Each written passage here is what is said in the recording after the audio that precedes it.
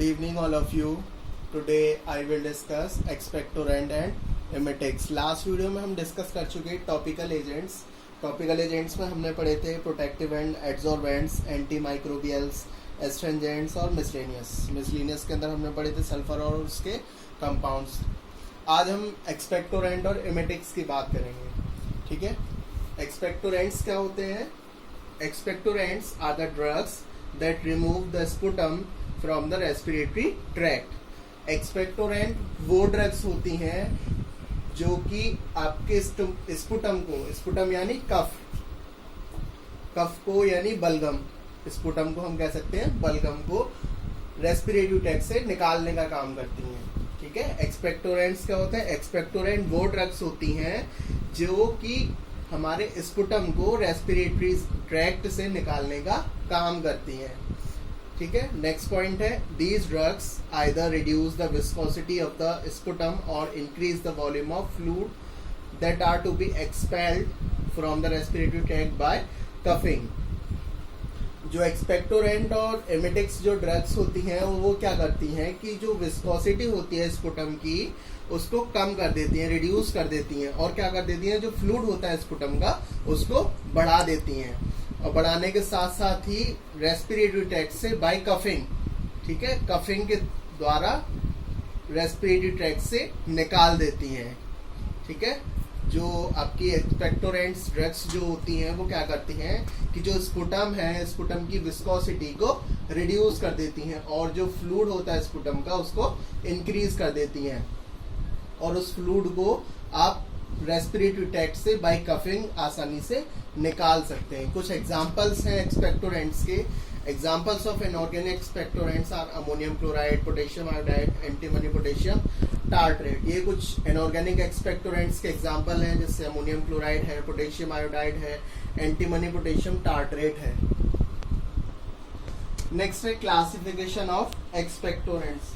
Expectorant को हम mainly दो कैटेगरीज में डिवाइड कर सकते हैं, सेडेटिव और स्टिमुलेंट एक्सपेक्टोरेंट्स. जो एक्सपेक्टोरेंट्स जो है वो उसके मैकेनिज्म ऑफ एक्शन के बेस पे दो पार्ट्स में डिवाइड किया गया है उसको. ठीक है. एक्सपेक्टोरेंट्स जो है उसको उसके मैकेनिज्म ऑफ एक्शन के बेस पे दो पार्ट्स में डिवाइड किया गया है. जैसे फर्स्ट है सेडेटिव एक्सपेक्टोरेंट्स, सेकंड है स्टिमुलेंट्स एक्सपेक्टोरेंट्स. सेडेटिव एक्सपेक्टोरेंट्स कौन से होते हैं? Sedative expectorants is also called as stomach irritating expectorants. ठीक है. ये sedative expectorants को क्या होते हैं कि जो जब आप इनको कंज्यूम करते हो sedative expectorants को, तो ये स्टमक में इरिटेशन कॉज करते हैं. ठीक है. इरिटेशन कॉज करने के बाद जो इसका इरिटेशन इफेक्ट है, ठीक है, स्टमक में जो इरिटेशन ये कॉज करेंगे सेडेटिव एक्सपेक्टोरेंट्स, तो इसका जो इरिटेशन इफेक्ट है वो क्या करेगा, गैस्ट्रिक रिफ्लक्स को स्टिमुलेट कर देगा. ठीक है. सेडेटिव एक्सपेक्टोरेंट्स क्या होते हैं? Stomach irritating expectorants. ये क्या करते हैं, जो स्टमक होता है उसमें इरिटेशन कॉज करते हैं. इसी इरिटेशन इफेक्ट से क्या होगा कि जो गैस्ट्रिक रिफ्लक्स है वो स्टिमुलेट हो जाता है.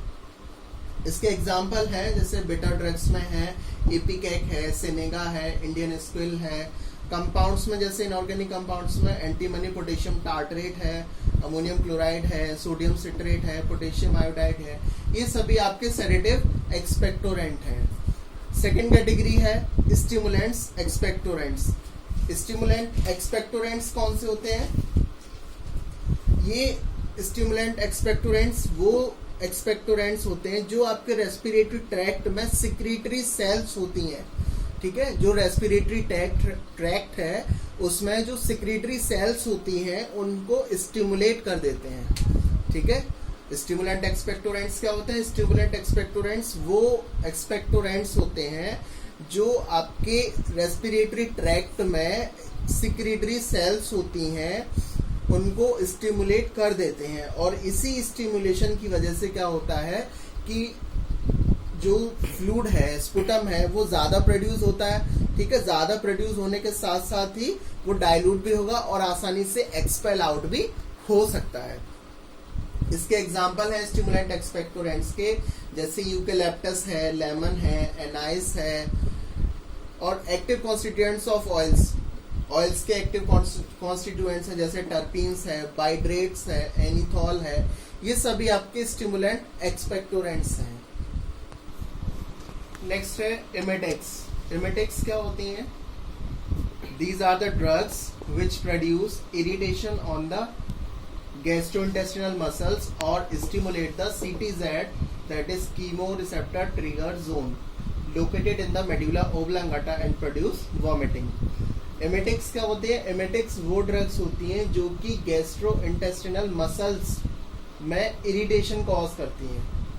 ठीक है, एमेटिक्स क्या होती है? एमेटिक्स वो ड्रग होती हैं जो कि गैस्ट्रोइंटेस्टिनल मसल्स में इरिटेशन कॉज करती हैं और मेडुला ओब्लांगाटा में कीमो रिसेप्टर ट्रिगर जोन को स्टिमुलेट कर देती हैं, जिसकी वजह से क्या होता है? वॉमिटिंग प्रोड्यूस होती है।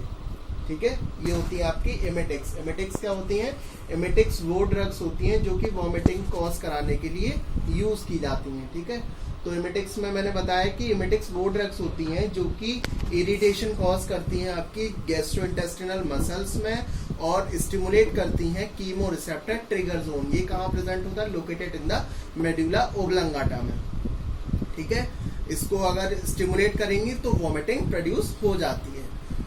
नेक्स्ट पॉइंट है emetics are sometime added to the cough preparations in low dose to stimulate the flow of respiratory tract secretion. जो एमेटिक्स होते हैं उनको हम कह सकते हैं कि कफ प्रिपरेशंस में भी ऐड कर सकते हैं। ठीक है, इन लो डोज, बहुत कम क्वांटिटी में।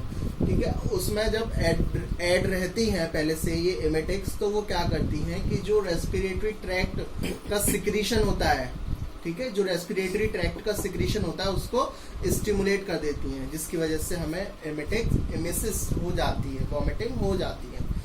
नेक्स्ट पॉइंट है when the patient in the unconscious state emetics may not be very useful and gastric lavage may be required.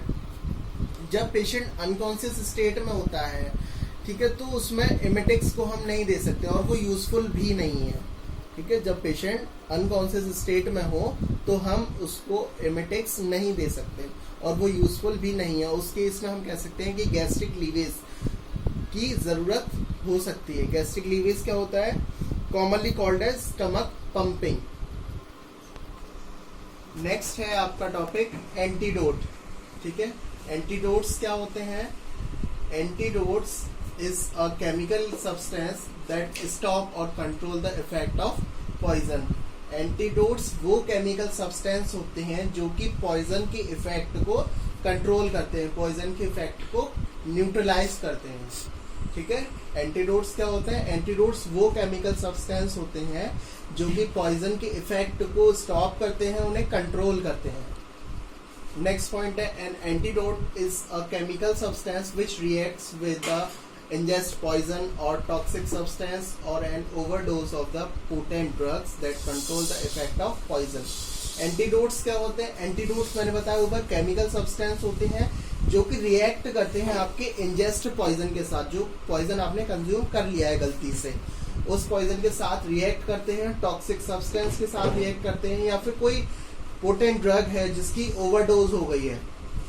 ठीक है, तो इन सब के साथ जब रिएक्ट करता है एंटीडोट, तो ये क्या करती है? जो पॉइजन का इफेक्ट होता है, पॉइजन का जो इफेक्ट होता है उसको कंट्रोल करता है। एंटीडोट्स क्या होते हैं? केमिकल सब्सटेंस होते हैं जो कि रिएक्ट करते हैं आपकी जो पॉइजन आपने इंजेस्ट कर लिया है टॉक्सिक सब्सटेंस के साथ, और an overdose of the potent drug. Potent drug की अगर ओवरडोज हो गई है तो उसके साथ रिएक्ट कर पॉइजन के इफेक्ट को कंट्रोल करते हैं, उन्हें स्टॉप करते हैं, कंट्रोल करते हैं, जो पॉइजन का इफेक्ट है उसको न्यूट्रलाइज करते हैं। नेक्स्ट पॉइंट है they act either by neutralizing the poison or its toxic effect. मैंने बताया जो एंटीडोट्स होते हैं वो एंटीडोट्स क्या करते हैं? जो पॉइजन होता है, ठीक है, पॉइजन होता है जो आपने इंजेस्ट कर लिया है, जो आपने पॉइजन कंज्यूम कर लिया है, गलती से कर लिया है या जैसे भी, तो उस पॉइजन को और उसके टॉक्सिक इफेक्ट को न्यूट्रलाइज कर देती हैं। ठीक है, जो एंटीडोट्स होते हैं वो आपके पॉइजन को और उसके टॉक्सिक इफेक्ट्स को न्यूट्रलाइज कर देते हैं, वो होते हैं आपके एंटीडोट्स। नेक्स्ट है क्लासिफिकेशन ऑफ एंटीडोट्स। एंटीडोट के मैकेनिज्म ऑफ एक्शन के बेस पे एंटीडोट को 3 कैटेगरीज में डिवाइड किया गया है। ठीक है, एंटीडोट को उनके मैकेनिज्म ऑफ एक्शन के बेस पे 3 कैटेगरीज में डिवाइड किया गया है, जैसे physiological antidote, chemical antidote, then mechanical antidote. Physiological antidotes क्या होते हैं? ये वो एंटीडोट होते हैं जो कि पॉइजन के इफेक्ट को अपोजिट कर देते हैं, उसके अगेंस्ट कर देते हैं, ठीक है। फिजियोलॉजिकल एंटीडोट्स क्या होते हैं? पॉइजन, ये एंटीडोट पॉइजन के इफेक्ट को अपोजिट कर देते हैं। एग्जाम्पल है इसमें सोडियम नाइट्राइट। केमिकल एंटीडोट्स क्या होते हैं? केमिकल एंटीडोट्स वो एंटीडोट्स होते हैं जो कि पॉइजन के साथ रिएक्ट कर कर जो पॉइजन है उसका नेचर चेंज कर देते हैं। केमिकल एंटीडोट्स क्या होते हैं? केमिकल एंटीडोट्स वो एंटीडोट्स होते हैं जो कि पॉइजन के साथ कंबाइन होकर जो भी पॉइजन है उसके नेचर को चेंज कर देते हैं। एग्जाम्पल है इसमें सोडियम थायोसल्फेट। नेक्स्ट है मैकेनिकल एंटीडोट। मैकेनिकल एंटीडोट्स कौन से होते हैं?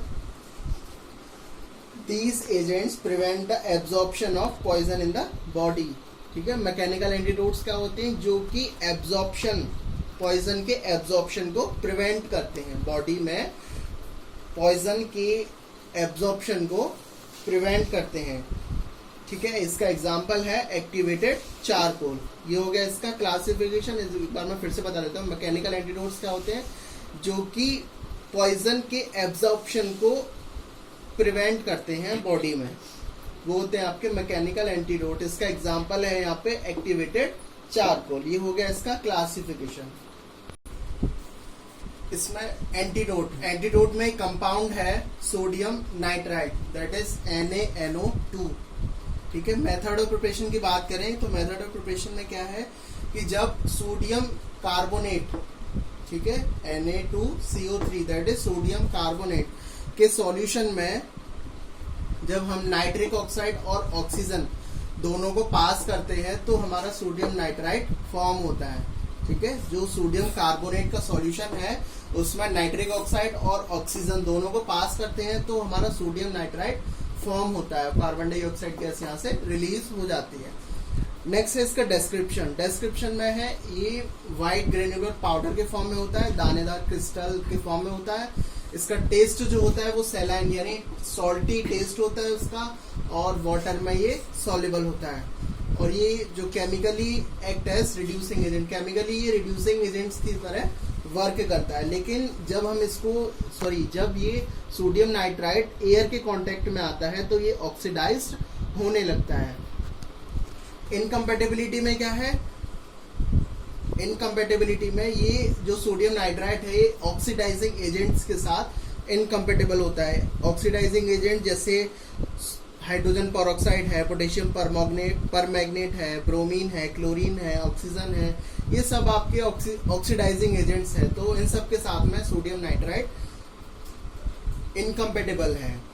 नेक्स्ट है इसके यूजेस में फर्स्ट यूज तो इसका यही रहेगा कि ये एंटीडोट की तरह काम करता है साइनाइड पॉइजनिंग में, ठीक है। साइनाइड अगर किसी ने गलती से कंज्यूम कर लिया है तो उस साइनाइड पॉइजनिंग में हम सोडियम नाइट्राइट को एज अ एंटीडोट दे सकते हैं। सेकेंड यूज है फूड प्रिजर्वेटिव्स की तरह ये वर्क करता है।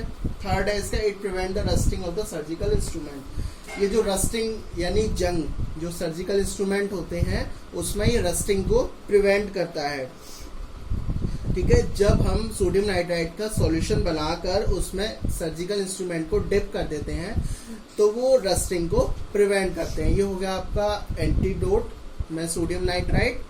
और मैंने आपको डिस्कस पहले कर दिया था एक टॉपिक एक्सपेक्टोरेंट एंड एमेटिक्स, ठीक है। Thank you.